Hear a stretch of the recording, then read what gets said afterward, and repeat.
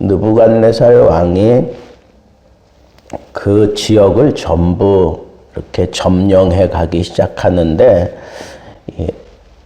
애굽 왕과 이제 전투를 벌여서 처음에는 실패를 합니다. 그래서 그 실패한 모습으로 다시 이제 본국으로 돌아간 그 틈을 타서 유다 왕 여호야김이 우리가 회복해야 되는 때다.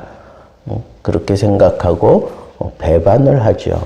그랬더니 이 느부갓네살 왕이 바벨론 나라만 쳐들어와서도 유다를 얼마든지 괴롭힐 수 있고 또 정복할 수 있는데 그렇게 하지 아니하고 주변에 유대 땅 주변의 나라들을 계속해서 규합시켜서 유다를 치게 만들어요. 물론 바벨론이 그 애국과 싸우면서 전력을 많이 손실했기 때문에 온전한 군대를 꾸려서 나갈 수 없는 그런 것도 있겠지만 바벨론이 다른 나라들이 또 유다처럼 이렇게 배반을 할 것을 그렇게 생각하면서 그 나라들을 온전히 짓눌러 놓기도 하지만 그 나라들을 통해서 유다를 계속해서 괴롭히고 그리고 힘들게 만들고 그 나라들이 유다와 아주 적군이 되게 만들어 버리는 전략을 펼쳐서 유다가 사방을 둘러보아도 손을 뻗을 곳이 없는 그런 나라로 그렇게 완전히 고립되게 만들어 가는 것을 볼 수가 있습니다. 이 바벨론이 유다를 3차에 걸쳐서 이렇게 징벌을 하고 완전히 패망을 시키게 되는데 첫 번째 그 침투가 바로 이 여호야김이에요. 여호야김 시대에 일어나서 이 여호야김이 이 바벨론에 사로잡혀가게 되는 그런 안타까운 모습이 일어나게 되고요. 이 여호야김은 나중에 이제 풀려나게 되는데 한 30년 그 바벨론 땅에서 그렇게 힘들고 어렵게 그렇게 잡혀 있는 그런 생활을 하다가 그냥 또 풀려나서 죽게 되는 거죠. 여호야김이 오늘 말씀에는 그 열조와 함께 잤다 그런 표현을 하는데 예레미야 22장에는 그가 끌려 예루살렘 문 밖에 던지우고 나귀같이 매장함을 당하리라 그렇게 예언을 해놨어요. 그리고 바티칸 사본에는 여호야김이 우사의 동산에 장사되었다고 그렇게 언급을 했고요. 이 예레미야 36장에는 그 시체는 버림을 입어서 낮에는 더위, 밤에는 추위를 당하리라 하는 그런 표현들이 있는 것을 보면 이 여호야김은 상당히 고난을 당하다가 결국은 죽임을 당하게 돼요. 하나님의 징계가 참으로 참 무섭다 하는 그런 생각을 하게 되는데 왜 하나님이 이 여호야긴 왕은 이렇게 수치스럽고 처참하게 징계를 주셨을까 하는 생각을 해볼 수밖에 없죠. 첫째는 그 므낫세의 죄 때문이라 한 걸 보면 하나님을 배반하고 우상을 섬기는 그 정책을 일삼다가 하나님 앞에 버림을 받은 거죠. 또 하나는 많은 의로운 사람들의 피를 흘리게 만든 거죠.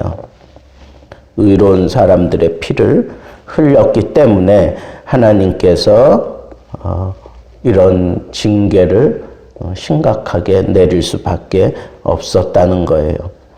근데 그 많은 죄가 어떤 죄냐? 거는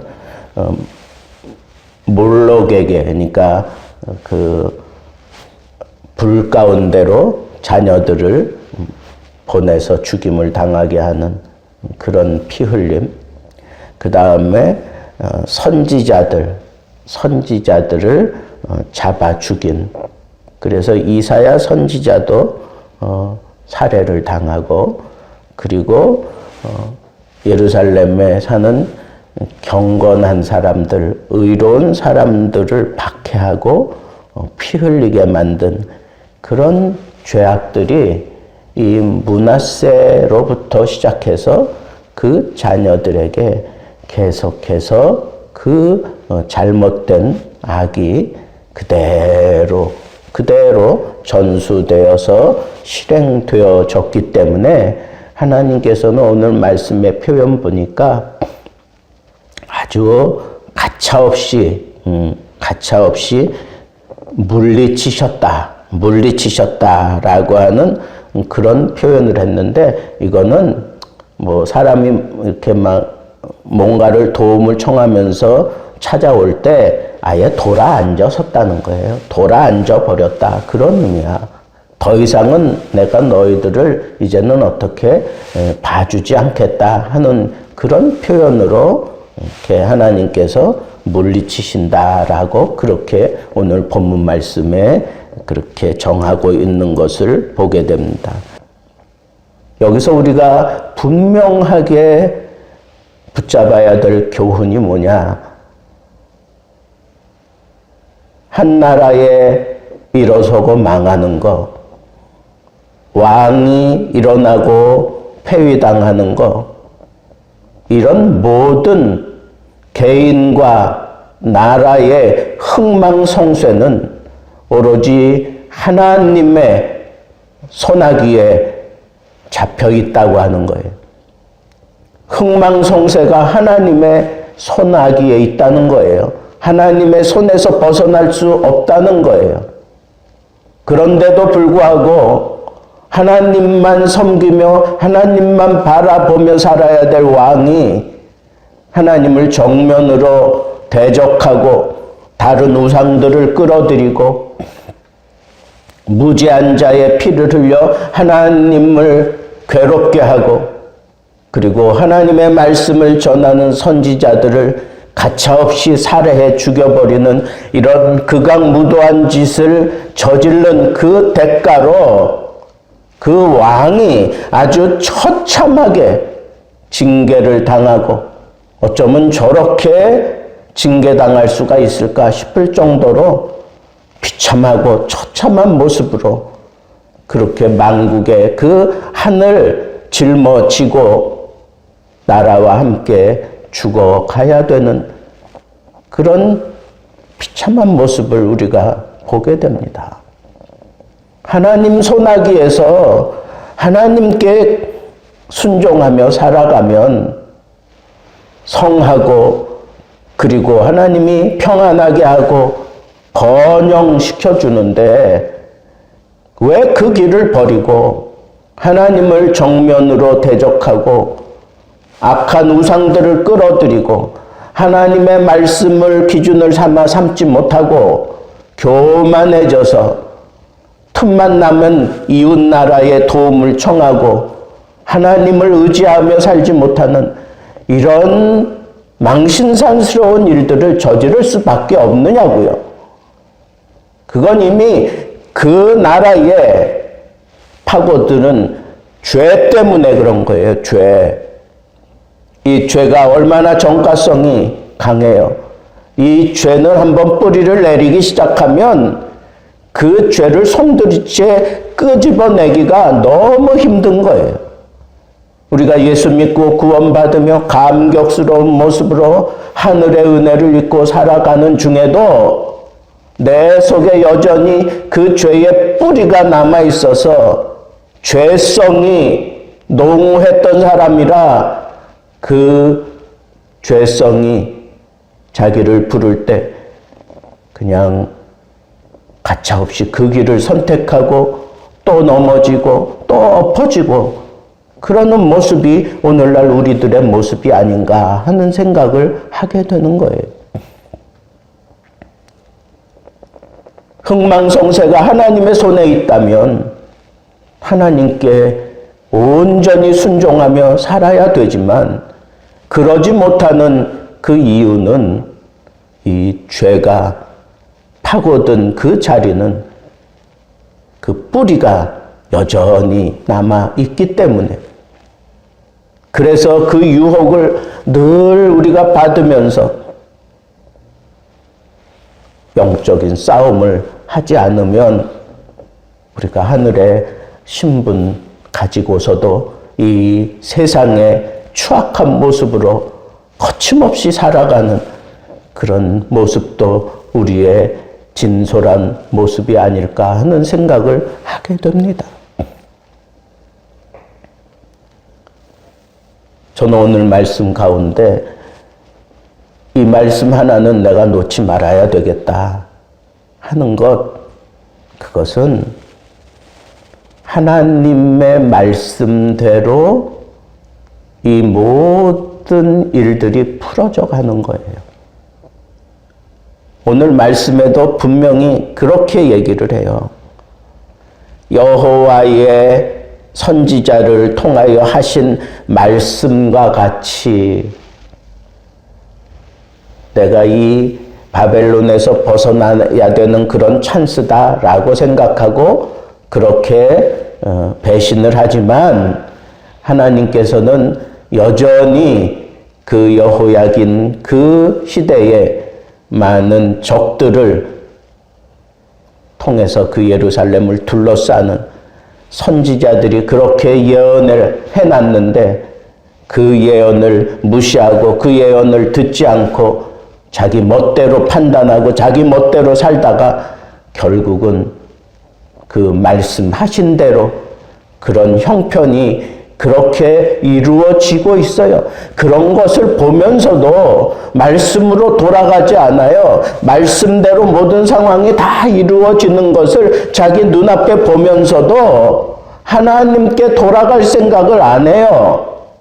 여전히 어떤 힘 있는 상대를 의지하려고 들고 기회만 생기면 악과 결탁을 해가지고 악한 모습으로 짐승처럼 그렇게 행동하려고 드는 게 그게 죄성이 농후한 사람들의 모습이다 라고 하는 이 사실을 생각하면서 여러분, 오늘도 우리 이 세대에 이 말세 지말에 하나님 말씀에 분명히 예고되어 있는 이 말세의 징조가 우리 앞에 분명히 다 보여지고 있는데도 불구하고 우리의 생각을, 우리의 뜻을, 우리의 마음을 하나님께로 모으지 않고 하나님의 말씀으로 돌아가려고 하지 않고 여전히 내 생각대로, 내 마음대로, 내 판단대로 그렇게 행동하고 있는 우리들의 이 괴악한 모습을 보면서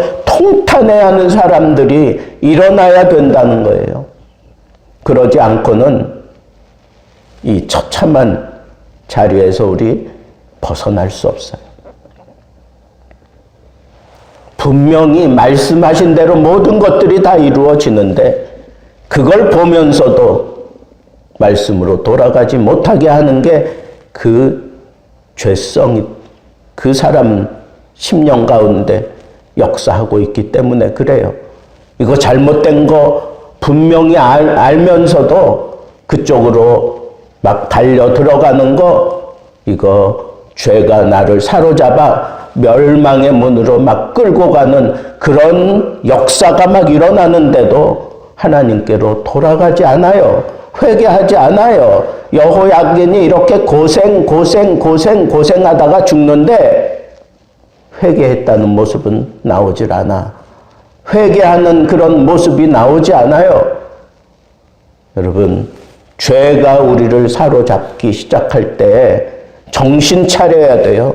하나님의 말씀대로 내 앞에 이런 심각한 상황들이 일어날 때 정신 차리고 회개하고 돌아서야 되는 거예요. 하나님 손 안에 있어요. 하나님을 벗어날 수 없는 게 인간이에요. 그러면 하나님 품으로 달려들어야지 왜 죄의 지배를 당하면서 죄가 시키는 대로 그렇게 행하느냐고요. 왜 예수를 믿고 구원받았는데도 왜 이 죄를 떨쳐내지 못하느냐고요. 그만큼 죄가 강력하다는 거예요. 그 죄의 유혹이 강력하고 죄의 지배가 강력하고 죄가 강하기 때문에 우리를 막 이겨먹으려고 들어요. 그럴 때 우리는 예수 그리스도의 십자가를 붙들고 예수 그리스도의 피를 외치며 우리가 하나님의 말씀으로 돌아가야 돼요. 하나님께로 돌아가야 돼요. 하나님 품으로 돌아가야 돼요. 그 길이 세상이 주는 기쁨이 없고 즐거움이 없을지라도 그 길만이 살 길이에요. 그 길로 가야 해요. 그게 우리 죄성에 노출되어 있는 인간의 모습, 그 끝에 있는 사람이 바로 이 여호야김이에요. 그래서 이 여호야김을 시작으로 해서 바벨론의 1차 침투가 그리고 그 이후에 2차 그 25장에 가면 마지막 3차 쳐들어와서 완전히 패망하게 되는 그런 길을 열어놓은 왕이 바로 이 여호야김이에요. 그 아버지 므낫세가 그런 잘못된 정책을 펼치고 하나님을 정면으로 거부했을지라도 돌아서야지요. 그 길 밖에는 살 길이 없다고 생각하고 돌아서야죠. 하나님 품으로 돌아서야죠. 근데 여전히 그 죄악의 길을 선택하고 그 길을 따라 자기의 왕위를 지켜가려고 했던 어리석음 때문에 고생을 하면서도 돌아서지 못하고 결국은 비참하게 죽어서야 예루살렘의 열왕의 묘실에 들어가는 이 안타까운 모습을 보면서 우리도 하나님 앞에 구원받은 자로서 구원받은 자답게 살다가 천국에 가서 자랑의 면류관을 쓰려고 하면 우리 정신 차리고 살아야 돼요. 죄가 얼마나 무서운가를 우리가 분명하게 깨닫고 철저하게 죄와 싸우며 살아야 합니다. 더 이상 죄에 져서는 안 된다고 하는 경각심을 가지고 살아야 됩니다.